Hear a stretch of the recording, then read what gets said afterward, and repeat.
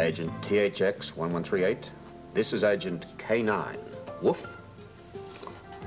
Oh, well, I'm not being unfriendly. I was just cautious about how I woke you up. Listen, a dreadful thought hit me on the way into the office. Yeah, I guess you need to hear this. Listen carefully. No piano, no radio, and no TV, all right? Yeah, all of the above. Read a book, improve what's left of your mind. Stay invisible, all right? And unnoticed. My first order of business. Bye-bye. What were some pages out of Katherine's diary doing in a box of your things? Why was I held overnight for no reason? You were drunk and disorderly. Answer the question. I have no idea what happened to the diary after Katherine's death. Katherine had some rather choice things to say about you, by name. Look, I loved her. How could you dream that I would harm her? Why? What is the motive? Let's talk about the royalties that she left you. What would they amount to? Who knows? Who cares? Couldn't be an awful lot. I understand classical music doesn't sell that well. Her Mozart's 17th sold almost 1 million copies in the first year. So we're talking big bucks then. That's confidential. Well, I can always slap a court order on the record company and take a look at the books.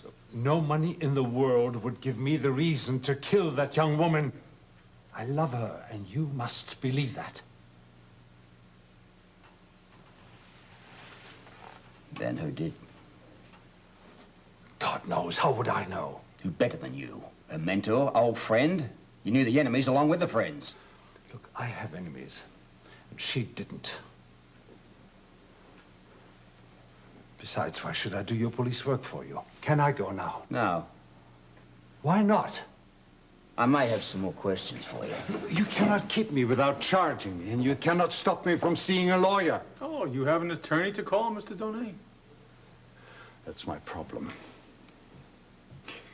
Then we'll get you a telephone book and you can let your fingers do the walking.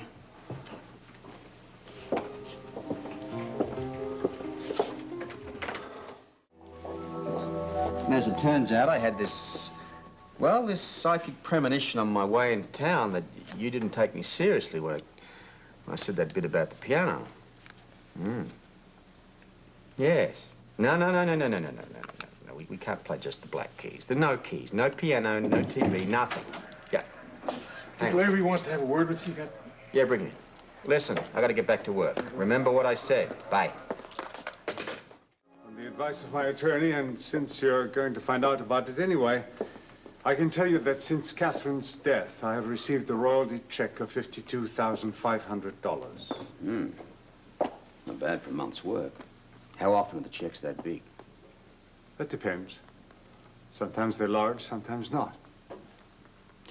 But you can't deny that over the next few years, you stand to make quite a lot of money from Katherine's death. That's an offensive question, Commissioner. You don't have to answer that, Mr. Donay.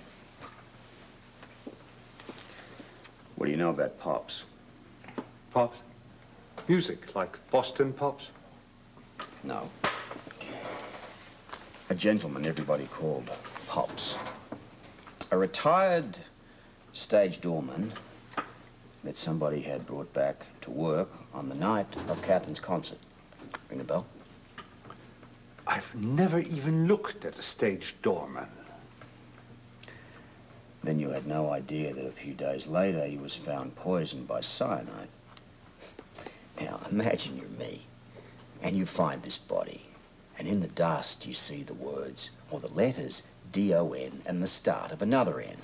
I have no idea what you're talking about. I'm talking about murder. Murder by someone whose name has a D-O-N in it. You're harassing my client. If you have charges to file, Commissioner, file them. Arrest him or let him go. You can go. Thank you very much. But don't think about leaving town. Remember, we have a string on you via your record company. Listen, of course, you want to start collecting those fat checks.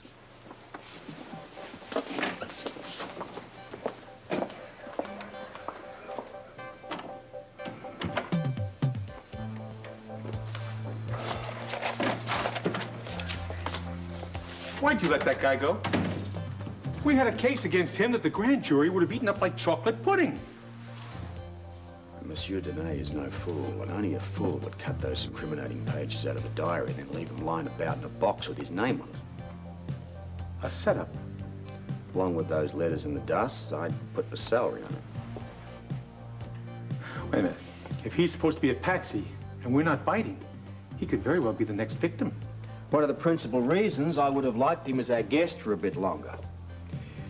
In the meantime, when you hold the fort down here, I'm getting over to the hospital. Duke wants me to keep an eye on Anna. I just got a call from one of the park rangers. Your piano playing is disturbing the bears. It's a joke, all right? I'm sorry. Easy. Huh? Soon. Very soon. Well, sooner than that. Hmm? Yeah, I thought I'd stop on the way home and pick something up. I don't think they stock that kind of stuff in Port Charles. I mean, this isn't Paris, you know. Yeah. Well, I thought maybe we should celebrate your resurrection this evening. All right, I'll surprise you. Talk to you later. Bye.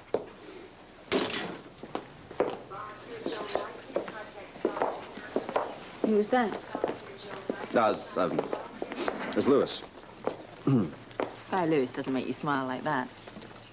Oh, right. That's a stupid joke that's going around. It's all about this swordfish that hires a 747 to fly him down to Antarctica for a rip. Well, and you had to be there. You tell the worst jokes. Yeah, well, it's just the way I hear them. Anna?